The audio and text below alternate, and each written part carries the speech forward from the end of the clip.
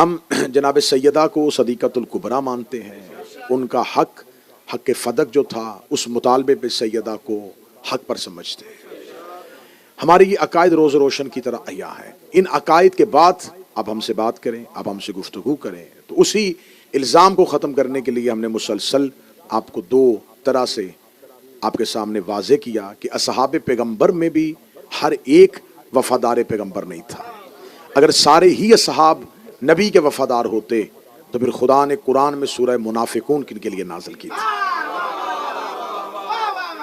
مسلمان کافر کی ایک ہی شکل تھی، ایک ہی صورت تھی، اس لیے خدا نے کافروں کے لیے ایک ہی صورت بھیجی، کافرون. مسلمان کی ایک ہی شکل ہوتی تو خدا ایک ہی صورت بھیجتا، مسلمون. لیکن خدا نے کافروں کے لیے کافرون بھیجی، مسلمانوں کے لیے مسلمون نہیں، دو صورتیں بھیجی، مومنون، منافقون.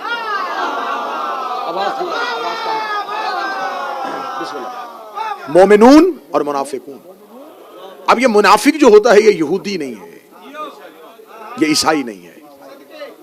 خدا نے مشرکون بھیج دی ہے، خدا نے کافرون بھیج دی ہے، لیکن یہاں خدا نے اگر منافقون صورت بھیجی ہے تو اس سے مراد یہودی یا عیسائی نہیں ہے. منافق نفاق سے نکلا ہے، نفاق نفق سے نکلا ہے، جس کے اندر کچھ ہو اور وہ ظاہر کچھ کرے، جس کی خدا نے واضح طور پہ یہ علامت بتا دی تھی کہ میرا حبیب ان کے دلوں میں ایمان نہیں ہے، یہ صرف زبان سے لا الہ الا اللہ کہہ رہے ہیں. تو اس دور کا تقاضا تھا کہ جو زبان سے بھی کہہ دیتا تھا، مسلمانوں کی سٹرینتھ نہیں تھی، مسلمانوں کی تعداد اتنی زیادہ نہیں تھی، زبان سے کہنے والے کو بھی مسلمان سمجھا جاتا تھا. لیکن خدا نے جب مسلمانوں کی اکثریت بن گئی، جب مسلمانوں کی جماعت ایک کثیر تعداد میں تبدیل ہو گئی، تو خدا نے کہا میرا حبیب اب واضح کر دے کہ اب یہ جتنا جوگ در جوگ لشکر مسلمان ہو رہا ہے یہ سارے ہی مسلمان نہیں ہیں.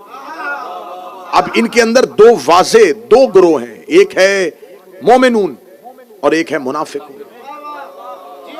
دور پیغمبر پہ نبی اور اللہ کو خبر تھی، کیونکہ رسول کی محفل میں لوگ بیٹھتے تھے، دل کے اندر کچھ ہوتا تھا، زبان پہ کچھ ہوتا. جو ہی محفل رسول سے نکلتے تھے پھر رسول کی محفل سے نکل کے وہ کھل کے اپنے عقیدے کا اظہار کرتے تھے، اور خدا بذریعہ جبرائیل رسول کو حکم پہنچا دیتے تھے میرا حبیب یہ جو ابھی تیرے پاس سے اٹھ کے گئے، ابھی یہ تیرے پاس جو بیٹھے ہوئے تھے، انہوں نے تیری غیر موجودگی میں تیری اس بات کا یہ مذاق اڑایا ہے.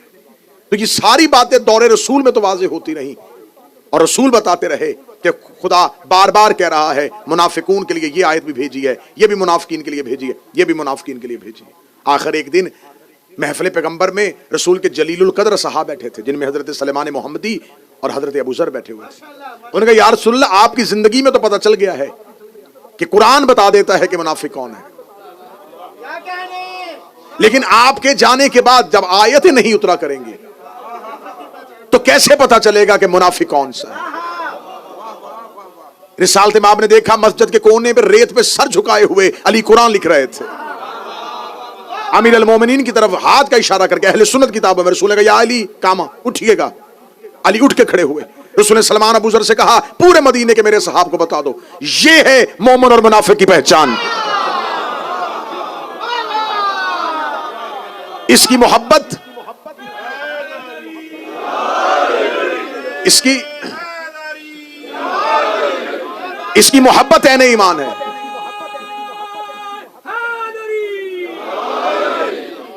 اس کی محبت عین ایمان ہے، اور اس کا بغض منافقت. یہ اہل سنت برادران کی جید احادیث کی کتابوں میں مسلسل یہ حدیث درج ہوئی ہے کہ مومن اور منافق کی پہچان صرف اور صرف محبت امیر المومنین.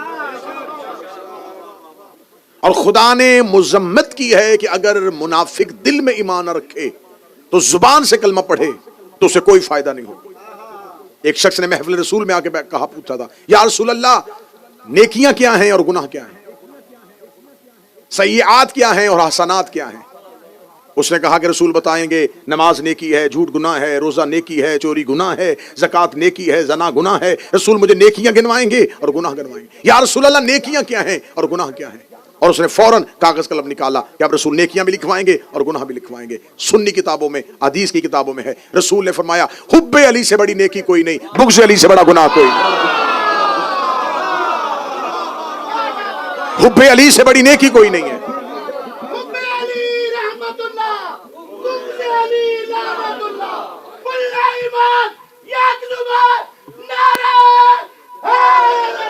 یا حب علی سے بڑی نیکی کوئی نہیں ہے، بغض علی سے بڑا گناہ کوئی نہیں۔ اگر دل میں علی کی محبت نہ ہو اور دل میں علی کی دشمنی ایک رائی کے دانے کے برابر بھی ہو،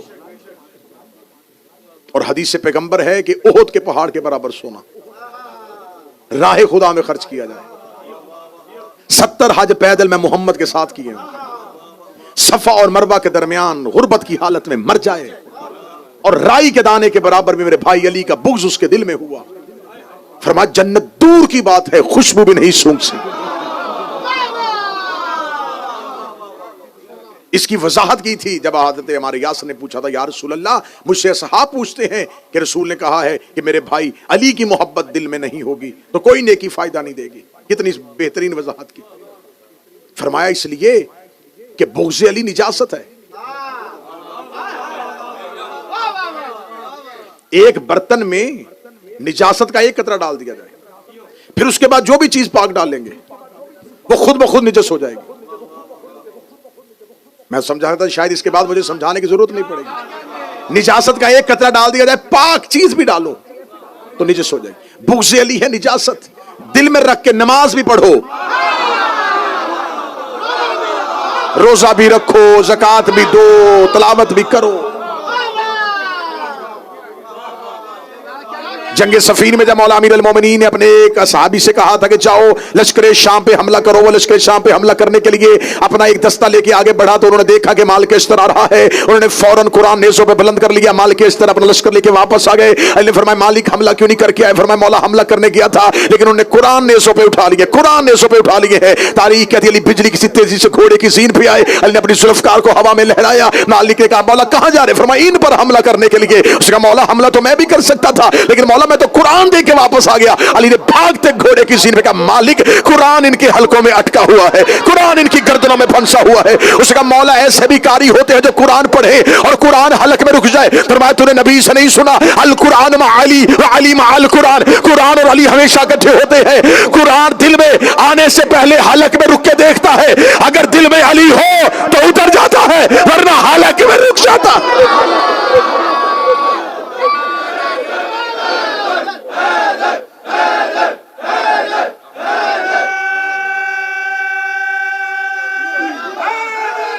یار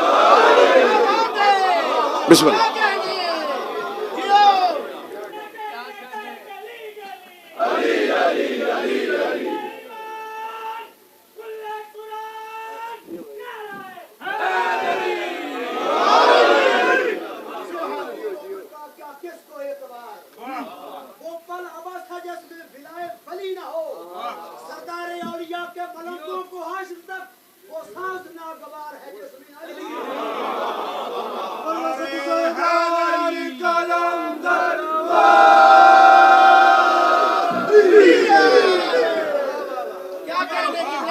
تو یہ سب سے بڑا اعتراض ہے کہ آپ شاید صحابہ پیغمبر کو نہیں مانتے، ہم صحابہ پیغمبر کو مانتے ہیں، لیکن قرآن ہمیں بتا رہا ہے کہ ہر صحابی مومن نہیں تھا۔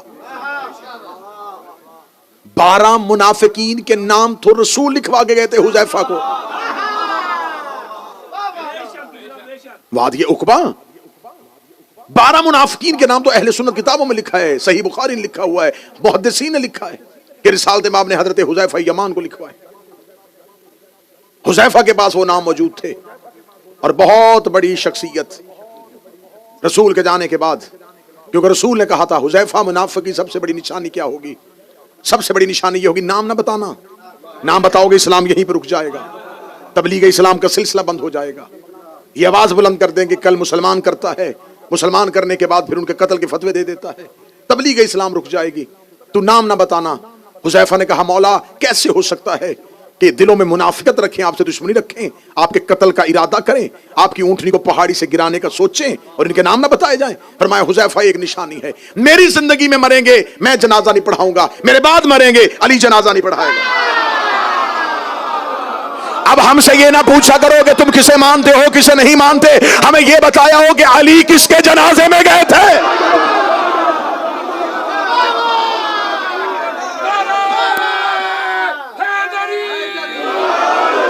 مصروفیت ہے. کیا مصروفیت تھی کہ علی نہیں گئے؟ اگر مصروفیت کی وجہ سے نہ جانا ہوتا مدائن میں جا کے سلمان کا جنازہ پڑھا دیا. منافق کا جنازہ رسول نے فرما دیا. اور جب بھی مدینے میں کوئی مرتا تھا ایک بہت بڑی شخصیت حذیفہ کے دروازے پہ آتی تھی, تو جنازے پہ جا رہا ہے. ہاں چلیں پھر اب میں یہ عقیدہ, یہ لفظ اگر آپ کے ذہن بن گئے تو اب میں کہنا لگا ہوں, اس پیغام کو جہاں تک ہو سکے وہ نشر کر دیجئے. برادران اہل سنت, آپ کو بہت غلط گائیڈ کیا گیا ہے کہ ہم شیعہ صحابہ کرام کی عزت نہیں کرتے, ہم صحابہ کو برا کہتے ہیں. میں دعائے زہرا نارتھ ہیمپٹن میں اس پورے مجمع کی نمائندگی کرتے ہوئے کہہ رہا ہوں, ہم صحابی کو برا نہیں کہتے, ہم منافق کو برا کہتے.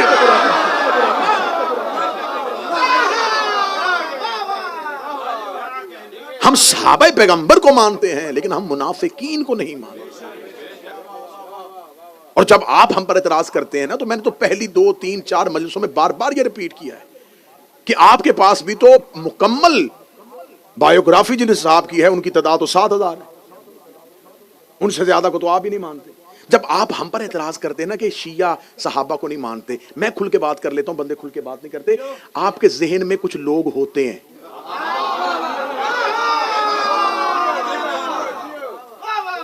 کچھ لوگوں کو آپ ذہن میں رکھ کے تو آپ نہ صحابہ کا نام نہ غلط استعمال کریں, باقی سب لوگوں کو تو نہ غلط کریں. آپ نام لے کے بتایا کریں کہ آپ انہیں کیوں نہیں مانتے. عقیدے میں کھل کے آئے نا, کہ آپ چند نام ذہن میں رکھ کے کہتے جی آپ صحابہ کو کیوں نہیں مانتے, اور پھر ہم بھی ایسے ہی جواب دیتے ہیں. ہم بھی انہی کو ذہن میں رکھ کے ہم بھی کہہ دیتے ہیں کہ ہم سب کو نہیں مانتے. تو یہ ختم فاصلے تب ہوں گے جب تھوڑا تھوڑا مصلحت کا پردہ درمیان سے ہٹ جائے گا. آپ بائی نیم ہم سے پوچھیں, ہم آپ کو بائی نیم بتائیں. آپ ہم سے, چلے میں اچھا کر کے کہہ دیتا ہوں, آپ ہم نے بائی نیم پوچھیں, ہم آپ کو بائی کریکٹر جواب دیں گے.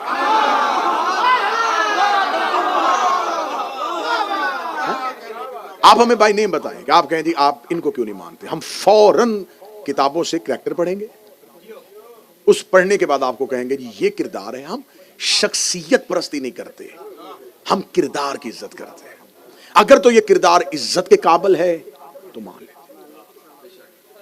یقین کریں ہم فیملی بیک گراؤنڈ کی وجہ سے نہ کسی کو چھوڑتے ہیں نہ مانتے. اگر ہم فیملی بیک گراؤنڈ دیکھتے تو محمد بن ابی بکر کو کیوں مانتے.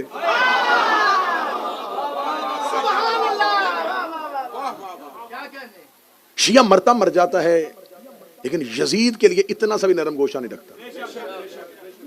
اس کے بیٹے نے صرف آ کے اپنے باپ کے تخت کو ٹھوکر ماری ہے, کریکٹر آیا سامنے, ہم نے کردار قبول کر لیا.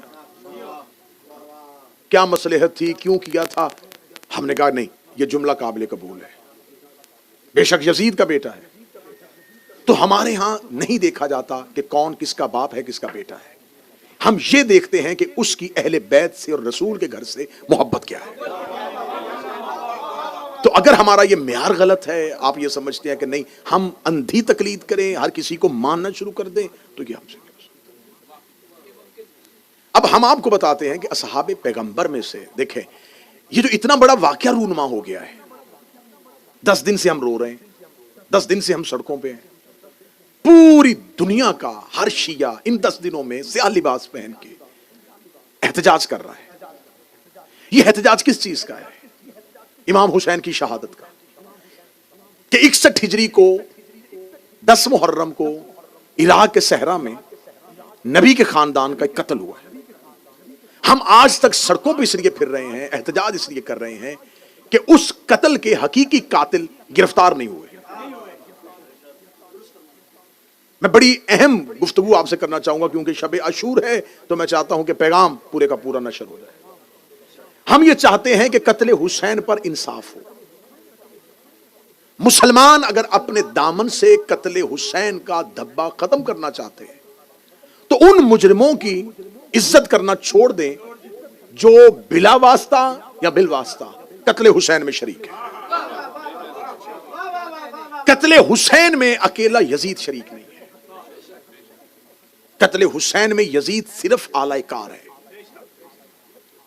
یزید کے پیچھے کچھ محرکات ہیں جن کی وجہ سے اس نے اتنا بڑا قدم اٹھا لیا کہ جس کا کلمہ پڑھتا تھا اسی کا خاندان قتل کیا. اور یہ واقعہ کوئی 200 سال بعد بھی نہیں ہوا، نبی کے جانے کے 50 سال بعد. اس دور میں اگر جا کے دیکھیں تو اس دور میں لوگوں کی جو ایوریج ایج ہے وہ 100 سال سے اوپر ہوتی تھی.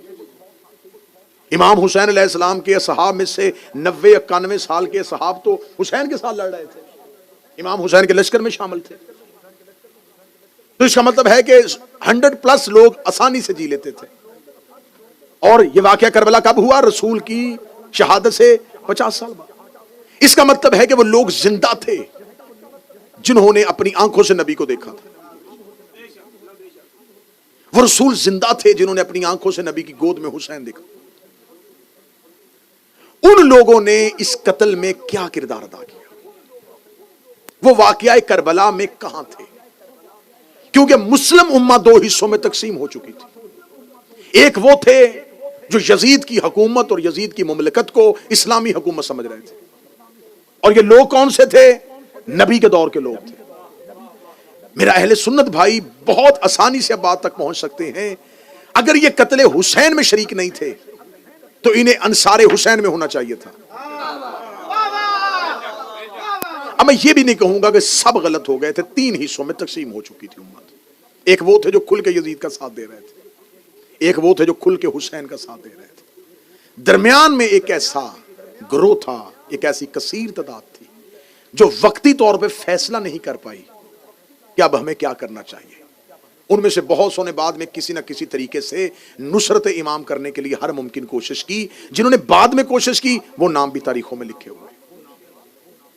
اب یہاں پر آ کے کہا جاتا ہے کہ صرف یزید جو تھا وہ قتل امام حسین علیہ السلام میں شریک تھا. نہیں، ہم شیعوں کے لیے کوئی معمولی قتل نہیں ہے، ہمارے امام کا قتل ہے. ہم اس کی مکمل انویسٹیگیشن چاہتے ہیں. ہم یہ چاہتے ہیں ہمیں بتایا جائے کہ یزید کیا اپنی مرضی سے تخت خلافت میں بیٹھ گیا تھا؟ آخر اسے بیعت ہوئی تو وہ خلیفہ بنا. تو وہ بیعت کیوں ہوئی، کنہوں نے کی، کس نے کروائی، وہ سارے محرکات کیا تھے؟ نہیں جی، وہ یزید کو اس کا باپ جو ہے اس نے نامزد کر دیا تھا. تو اس کا مطلب ہے کہ قتل حسین میں انویسٹیگیشن اگر آگے بڑھے گی تو صرف یزید شریک نہیں، وہ بھی شریک ہے جس نے یزید کی حکومت کا رستہ ہموار کیا.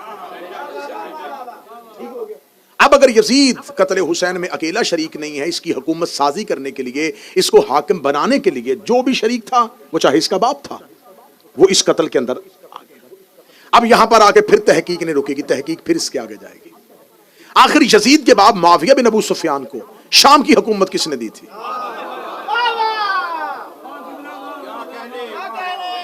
اگر آپ سراغ لگانا چاہیں تو پھر سراغ تو لگ سکتا ہے. اگر آپ نے ویسے ہی تعصب کی پٹی آنکھوں میں باندھ لی ہے اور قاتلان حسین کو ہی اپنے ہیرو سمجھنا ہے تو آپ کی مرضی ہے. ورنہ ہم شیعہ کٹ رہے ہیں، مر رہے ہیں، لیکن آپ کو حق پہنچا رہے ہیں کہ خدا را اپنے دماغ، اپنے ذہن، اپنی عقلوں کو روشن کرو. یزید کی حکومت بنانے میں اس کے باپ کا ہاتھ تھا. معاویہ بن ابو سفیان کو شام کی حکومت دینے میں کس کا ہاتھ تھا؟ کس نے اسے خلیفہ بنایا تھا؟ کہتے تیسری خلافت کے دور میں باقاعدہ طور پر اسے نامزد کر دیا گیا تھا. 18 ہجری سے لے کے 60 ہجری تک 42 سال مسلسل ابو سفیان کا بیٹا شام کے مسلمانوں کا حاکم بنا رہا. کیا 42 سال میں مسلمانوں کے پاس کوئی حافظ قرآن، کوئی مفسر قرآن، کوئی محدث، کوئی ایسا صحابی، کوئی برگزیدہ، کوئی نبی کے خاندان سے محبت کرنے والا نہیں تھا کہ 42 سال جگر چبانے والی کا بیٹا، دسترخوان میں واضح شراب رکھ کے پینے والا، کتوں اور بندروں سے کھیلنے والا، وہ مسلمانوں کا حاکم بن کے حکومت کرتا رہا اور کسی نے بھی نہ پوچھا؟ نہیں، یہ سب جی بنی امیہ کی نسل اور ہے. اور پھر یا کہ بہت بڑا تاریخ کا دھوکہ دیا جس میں اکثریت ہمارے شیعوں کی بھی آ گئی کہ بنی امیہ جو تھے یہ بنی ہاشم کے رشتہ دار ہی تھے، پیچھے سے ان کا شجرہ ایک تھا. غلط. خدا نے قرآن میں پہلے کہہ دیا ہے شجرہ طیبہ اور ہے، شجرہ خبیثہ اور ہے. اگر شجرہ ایک ہوتا، موضوع ٹھیک ہے جی، اگر شجرہ ایک ہوتا تو خدا ایک ہی شجرے کی بات کرتا. خدا نے قرآن میں 2 شجروں کی بات کی ہے، شجرہ طیبہ، شجرہ خبیثہ. شجرہ ملعونہ اور ہے، شجرہ طیبہ اور ہے. दो शजरे हैं। अब मैं आपको बता देता हूं, अब्द मनाफ के दो बेटे, एक का नाम अम्र जिसे हाशिम कहते हैं, दूसरे का नाम अब्दुल शम्स। कहा जाता है कि अब्दुल शम्स का जो बेटा था वो उमैया था। उमैया अब्दुल शम्स का बेटा नहीं था, अब्दुल शम्स के बेटे का नाम रुबैया था। उमैया अब्दुल शम्स का गुलाम था। जब ये रसूल के दादा हैं जनाब हाशिम और जनाब अब्दुल शम्स, ये दोनों दादा हैं, ये शाम में रहते थे, क्योंकि शाम में उस दौर में बिजनेस तजारत सब कुछ शाम में था, शाम में मुकीम थे। जब अब्दुल शम्स के हां एक गुलाम रहता था जिसका नाम उमैया था, अब्दुल शम्स का इंतकाल हो गया, उमैया ने उसके सारे कारोबार को संभाल लिया। पता चला कि अब्दुल शम्स का हकीकी वतन तो मक्का है, और मक्का में इस कबीले को बड़ी इज्जत की निगाह से देखा जाता है। ये मक्का पहुंचता है, जब मक्का आता है तो जनाब अब्दुल मुतलब इससे सवाल करते, ये कौन है? तो ये कहता है मैं अब्दुल शम्स का बेटा हूं, मैं आपका खानदान हूं। फरमाते इसे काबा के करीब लेके जाओ, क्योंकि हमारी नस्ल का कोई भी ऐसा फर्द नहीं है जो काबे की इज्जत से वाकिफ ना हो।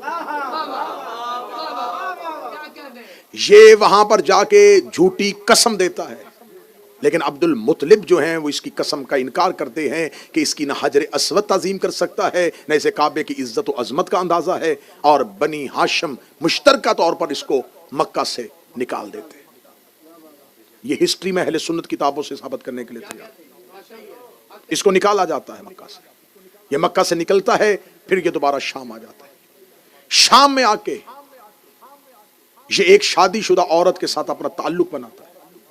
वहां से इसके यहां एक बेटा पैदा होता जिसका नाम है ज़कवान। ये ज़कवान को लेकर दोबारा अपने वतन अपने घर जाता है, और अपनी हकीकी बीवी का अकद अपने उस बेटे के साथ करता है। तारीख में खुदा ने जिसे शजरा खबीसा कहा है उसकी बुनियाद तो देखें। वहां से इसके यहां एक बेटा पैदा होता है जिसका नाम है हर्ब। फिर इसके यहां बेटा पैदा होता है जिसे कहते हैं सखर। इसी सखर की कुनियत अबू सुफियान है।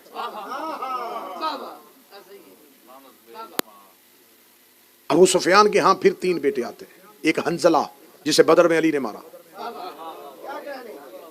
एक मुआविया और एक यजीद। एक तो यजीद मुआविया का बेटा था, एक यजीद मुआविया का भाई भी था, यजीद बिन अबू सुफियान। उधर से हरब के हाँ एक और बेटा है अबू सुफियान के अलावा जिसका नाम है आस। आस के फिर दो बेटे हैं, एक का नाम है हकम और एक का नाम है अफ़ान। हकम का बेटा मरवान और आस का बेटा उस्मान, उफान का बेटा उस्मान। फिर इसमें से एक बेटा है जिसका नाम है उकबा। उकबा का एक बेटा है वलीद। ये वही वलीद है जब इमाम हुसैन से बैत मांगी गई तो ये मदीने का वाली था, मदीने का हाकम था। इसको खिलाफत के दौर में कूफे का हाकम बना दिया गया था। ये कूफे का मुसलमानों का वाली बना हुआ था दौर यजीद में। और अहले सुन्नत किताबें कहती हैं इसने शराब के नशे में आके फजर की नमाज मुसलमानों को पढ़ाई और 2 रकत की बजाय 4 रकत नमाज पढ़ाई। माल के अश्तर वहां मौजूद थे। ये शराब के नशे में बेहोश होकर मुसल्ले पे गिरा। लोगों ने इसकी अंगूठी उतारी, क्योंकि अंगूठी खलीफा की जो हाकम होता है वो मोहर होती है उसकी। अंगूठी उतार के मदीने भेज दी कि या अली ये देखिए क्या हो रहा है, एक शराबी को यहां पे हाकम बनाया हुआ और वो मुसलमानों को नमाज पढ़ा रहा है। क्या किया गया? उसको माजूल किया गया? नहीं, उसको माजूल करने के बजाय उसको मदीने जैसी अहम पोस्ट को बुला लिया गया। ये तमाम काम जो हो रहा था, ये बनी उमैया का जो शजरा फैल रहा था, कोई कूफे का वाली बन रहा था, कोई शाम का वाली बन रहा था, किसी को यमन का वाली बनाया जा रहा था। अब मेरा अहले सुन्नत भाइयों से सवाल है कि आप हमारा गिरेबान पकड़ते हैं कि आप सहाबा को नहीं मानते। क्या उस दौर में नबी के जलीलुल कदर सहाबा मौजूद नहीं थे? क्या अबू जर कूफा का गवर्नर नहीं बन सकता था? क्या सलमान शाम का हाकम नहीं बन सकता था? क्या मिकदाद को किसी मुल्क की गवर्नरी दी गई हो? तो इन तमाम शख्सियात को छोड़ के सिर्फ बनी उमैया को नवाजना कि दूसरी खिलाफत के दौर में जब बनी उमैया मुकम्मल तौर पे शाम का कंट्रोल संभाल लेते हैं और 42 साल तक उनकी हुकूमत चलती रहती है, और 42 साल सिर्फ और सिर्फ एक उम्मत को अली की दुश्मनी में पाला जाता है। तो अब इधर ये है एक पूरा शजरा جو اہل بیت کی دشمنی میں ہے۔ سوال یہ پیدا ہوتا ہے کہ یزید کی حکومت سازی میں کس کا ہاتھ تھا؟ معاویہ کا۔ معاویہ کو کس نے بنایا تھا؟ تیسری خلافت کے دور میں تیسرے خلیفہ کی حکومت کس نے بنائی تھی؟ 6 لوگوں کی کمیٹی نے۔ 6 لوگوں کی کمیٹی کس نے چنی تھی؟ دوسرے خلیفہ نے۔ دوسرے کو نامزد کس نے کیا تھا؟ پہلے خلیفہ نے۔ پہلا خلیفہ کس نے چنا تھا؟ سقیفہ نے۔ جو قتل ہوا یہ کون تھا؟ حسین۔ یہ کس کا بیٹا تھا؟ علی کا۔ علی کو کس نے حاکم بنایا تھا؟ رسول نے۔ کہاں بنایا تھا؟ غدیر میں۔ جھگڑا حسین اور یزید کا نہیں، جھگڑا سقیفہ اور غدیر کا ہے۔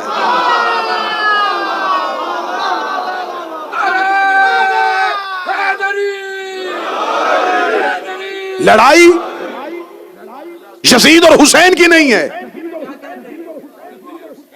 جنگ سقیفہ اور غدیر میں ہے۔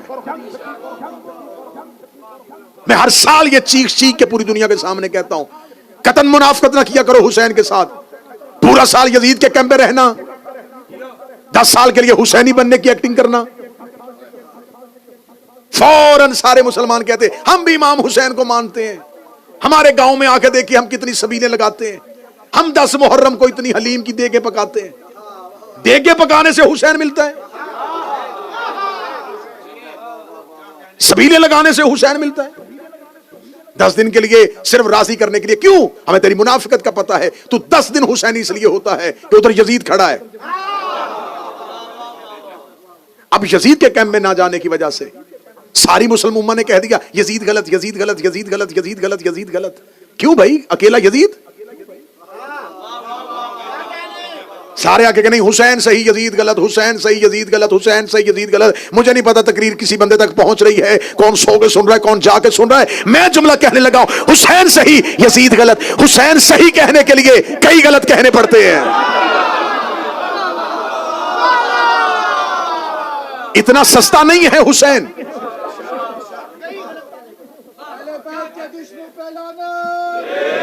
آپ کیسے کہہ سکتے ہیں کہ صرف یزید تھا؟ یہ پوری سازش ہے، اور سازش کہاں سے چلی؟ سقیفہ سے۔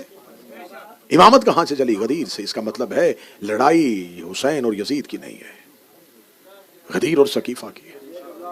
آج بھی مسلمانوں میں 2 ہی فرقے ہیں، یہ غدیری فرقہ یا سقیفائی فرقہ۔ یا تو آپ سقیفہ کے فالوور ہیں یا آپ غدیر کو فالو کر رہے ہیں۔ کوئی تیسرا راستہ نبی نے چھوڑا ہی نہیں ہے، یا غدیر یا سقیفہ، یا خلافت یا امامت۔ قرآن میں 2 ہی صورتیں، یا مومنون یا منافقون۔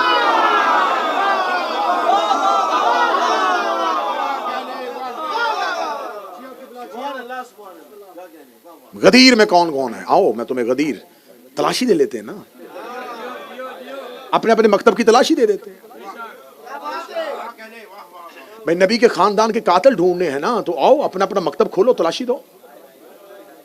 آؤ ہمارا مکتب دیکھ لو، ہمارے پاس علی ہے، حسن ہے، حسین ہے، زین العابدین ہے، محمد باقر ہے، جعفر صادق ہے، موسیٰ کاظم ہے، علی رضا ہے، تقی ہے، نقی ہے، عسکری ہے، مہدی ہے۔ لو تلاشی، ان میں سے کسی میں عیب نکال کے دکھاؤ۔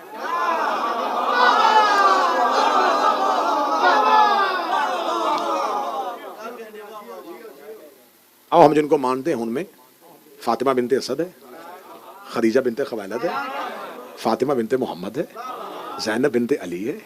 آؤ عیب نکال کے دکھاؤ۔ دی ہے نا تلاشی؟ دی ہے نا؟ دی ہے تو پھر تلاشی لینی بھی تو ہے۔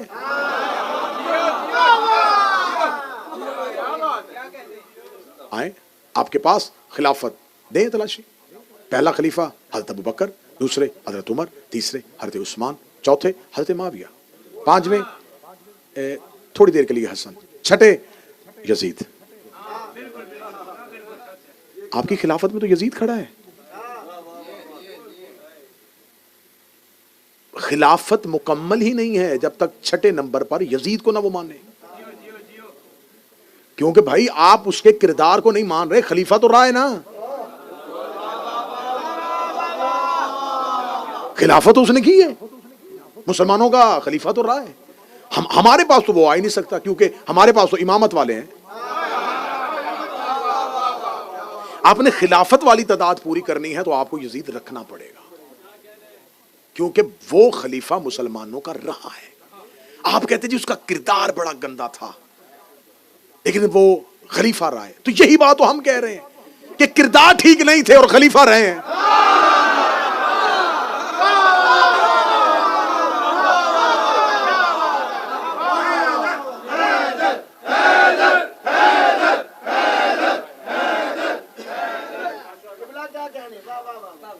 ہر بندے کی خواہش ہوتی ہے کہ مجھے ڈاکٹر میڈیسن وہ دے جو میں آرام سے کھاؤں۔ انجیکشن کون خوشی سے لگواتا ہے بھائی؟ تکلیف والا مرحلہ کون خوشی سے لیتا ہے؟ یزید میٹھی گولی تھی، کھا لی، فوری طور پہ کہہ دیا ہاں ہاں ہاں لے جائیں لے جائیں، ہم نہیں مانتے۔ حضور ہم صرف یزید ہی نہیں پکڑیں گے، ہماری تو مجبوری ہے، ہم تو پھر جائیں گے کہ آخر اس سازش میں کون کون کہاں کہاں سے شریک تھا۔ یہ سب کچھ اچانک نہیں ہوا، اچانک ہو گیا۔ اچانک مفتیوں نے فتوے دے دیے حسین کے قتل پہ۔ وہ جو مفتی فتوے دے رہے تھے وہ وہی مفتی تھے جو جمعہ کے خطبوں میں ممبروں پہ علی کو گالیاں دے رہے تھے۔ تو یہ پوری 50 سال میں جو زمین نبی کے خاندان کے خلاف تیار ہوئی ہے، یہ میرا اہل سنت بھائی اچانک نہیں ہوئی۔ اگر محرم تمہیں لے ہی آیا ہے حسین کے گھر میں، حسین تمہیں کھینچ ہی لایا ہے اپنے گھر میں، تو آج شب عاشور ہے، آج ہی حور بن جاؤ، آج حور بن جاؤ، آج اب واپس نہ جانا، کیونکہ آج رات کا طریقہ ہے جو حسین کے پاس آ جائے پھر وہ واپس نہیں جاتا۔ آپ آ گئے ہیں تو اب آپ حسین کے انشاءاللہ اسی موضوع کو ہم بڑھائیں گے سوئم کی مجلس میں، اس کی مکمل تفصیلات اگلی، کیونکہ وقت بہت زیادہ ہو گیا اور شہادت بھی مکمل کری۔ اور مجھے 2 وعدے میں نے آپ سے کیے تھے کہ مجھے صحابہ حسین پہ بھی بات کرنی ہے۔ ہمارے ہاں مکتب تشیع میں ہم امام حسین علیہ السلام کے 72 تعداد جانتے ہیں، 72 کے کردار نہیں جانتے۔ میں 3 4 5 جو جتنا آپ برداشت کر سکیں گے اتنا میں آپ کو بتاؤں گا۔ اس میں کیسے کیسے جلیل القدر لوگ ہیں۔ حبیب ابن مظاہر، مظاہر کہا جاتا ہے لیکن مظاہر ہے، اس کو مظاہر کہہ دیا جاتا ہے لیکن اصل تلفظ کا مظاہر ہے۔ حبیب ابن مظاہر ایسا حسین کا جید صحابی کہ جو ظاہر بیٹھے وہ میری گواہی دیں گے۔ قبر حسین پہ کسی بھی دروازے سے جاؤ پہلے حبیب آتا ہے، اور حسین کے شہر میں جاؤ تو پہلے حر آتا ہے۔ پھر میں جملہ کہہ دوں، حر ہے حسین کے شہر کا دروازہ، حبیب ہے حسین کی زری کا دروازہ۔ امام حسین نے حر کو اپنے شہر کے باہر بٹھایا۔ حسین کو پتا تھا کہ قیامت تک کے لیے میرے شہر میں گناہگاروں نے بھی آنا ہے، کہیں کربلا کے باہر آ کے ڈر نہ جائیں، کربلا کے باہر آ کے اپنے گناہوں سے ڈریں تو سامنے حر کھڑا ہو، ہائے ہائے حر کہے آ جاؤ میں تمہارے سامنے زندہ مثال ہوں۔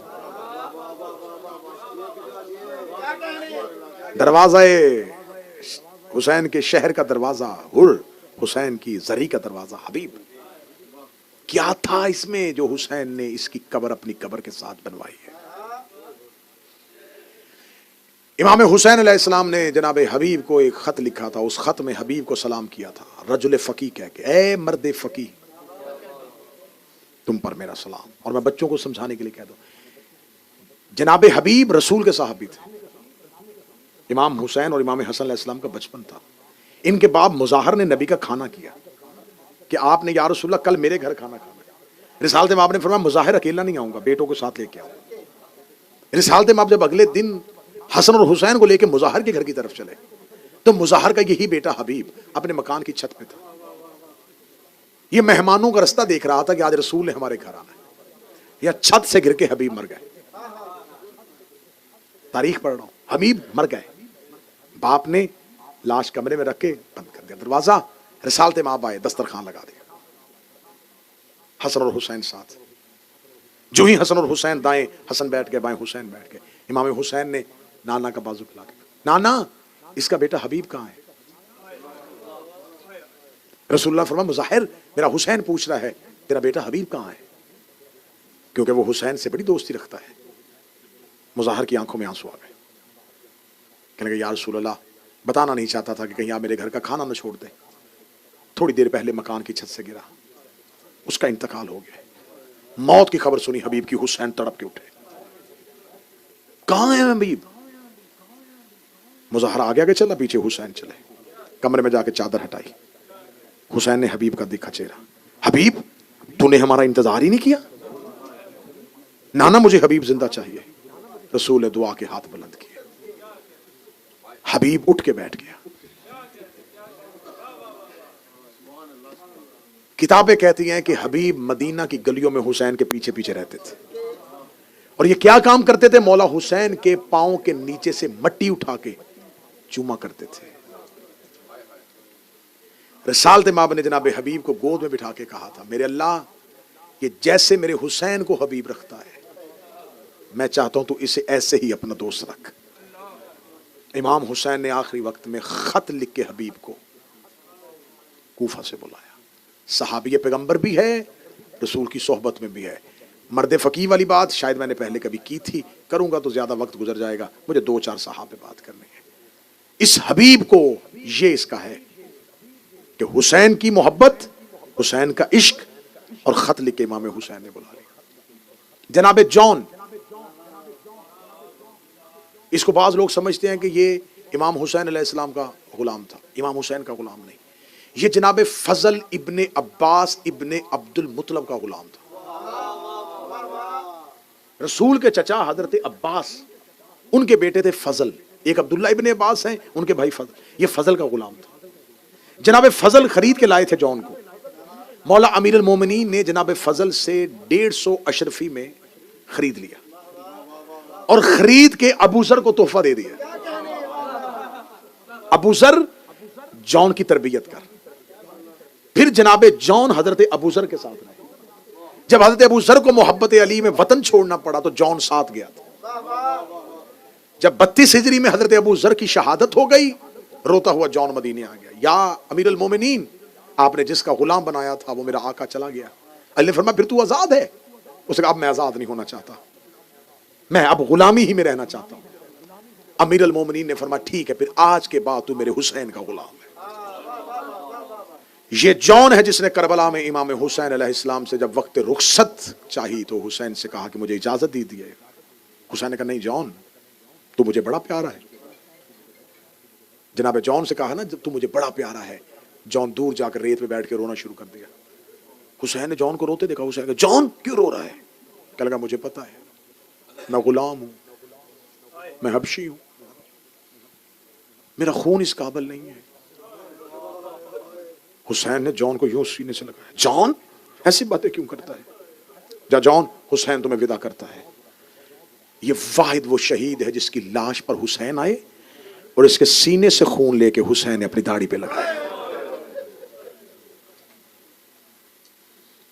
جون تیرے خون سے تو خوشبو آ رہی ہے، اور قاتل کہتے ہیں کہ کربلا میں اتنی خوشبو تھی شام غریبہ کے بعد جو جون کی لاش سے آ رہی تھی۔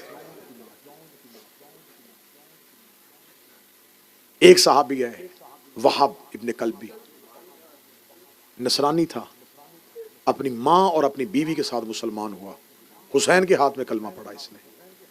جب یہ کربلا میں پہنچا اس کی شادی کو 17 روز ہوئے تھے، اور اپنی ماں اور اپنی زوجہ کے ساتھ حسین کے پاس آ گیا، مولا حسین میں مرنا چاہتا ہوں۔ ماں بڑی عاشقہ تھی حسین کی، بڑی محبت کرتی تھی۔ ماں نے کہا جون وہاب زیادہ اجازت نہ مانگ، بس حسین کے قدموں پہ سر رکھ اور مقتل میں چلا جا، میں تیری لاش دیکھنا چاہتی ہوں۔ اس نے جا کے مولا حسین سے صرف اتنا کہا، مولا 17 دن ہوئے میری شادی کو، میری ماں تو ضعیفہ ہے، بی بی زینب سے پوچھ لے کہ میری زوجہ کا خیال کرے گی۔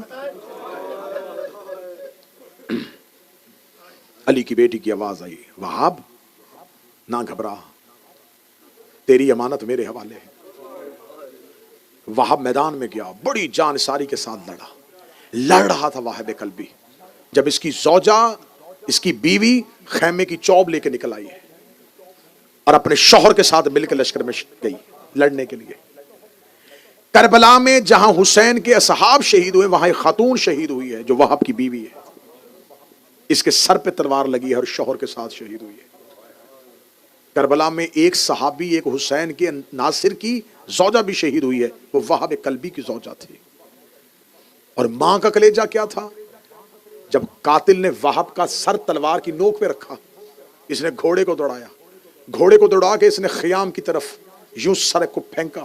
پھینکا کون ہے؟ اس کی ماں. اٹھا اپنے بیٹے کا سر.